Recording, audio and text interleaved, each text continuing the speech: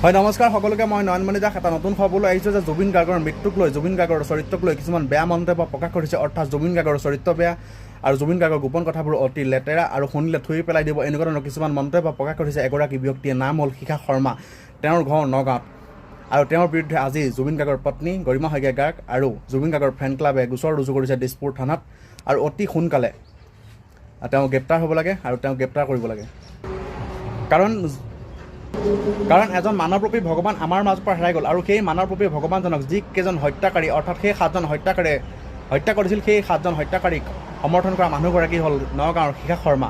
আৰু শিখা শৰ্মাৰ বিৰুদ্ধে আইনী ব্যৱস্থা গ্ৰহণ কৰা উচিত সকলোৱে আৰু শিখা শৰ্মাই অতি সোনকালে ক্ষমা খোজক আৰু শিখা শৰ্মাক গ্ৰেপ্তাৰ কৰিব লাগে আৰু এনেকুৱা ধৰণৰ ব্যক্তি কেতিয়াও মুকলি আকাশৰ তললৈ আহিব নালাগে। সকলোৱে যিমান পাৰে এই ৰিলটো শ্বেয়াৰ কৰক আৰু যদি নতুনকৈ আহিছে পেজটো ফ'ল' কৰক আৰু চেনেলটো ছাবস্ক্ৰাইব কৰক আৰু কেতিয়াও যাতে জুবিন গাৰ্গৰ চৰিত্ৰত যোনে তাক লগাব বিচাৰিব অৰ্থাৎ জুবিন গাৰ্গক লৈ যোনে বেয়া মন্তব্য কৰিব কোনো ব্যক্তি যাতে সাৰি যাব নোৱাৰে মই চৰকাৰক মোৰ ফালৰ পৰা অনুৰোধ জনাইছোঁ। অসমৰ মাননীয় মুখ্যমন্ত্ৰী হিমন্ত বিশ্ব শৰ্মা ডাঙৰীয়াক অনুৰোধ জনাইছোঁ যাতে জুবিন গাৰ্গে ন্যায় পায় অৰ্থাৎ জুবিন গাৰ্গৰ চৰিত্ৰক লৈ যিয়ে বেয়া মন্তব্য প্ৰকাশ কৰিছে তেওঁলোকক অতি সোনকালে গ্ৰেপ্তাৰ কৰক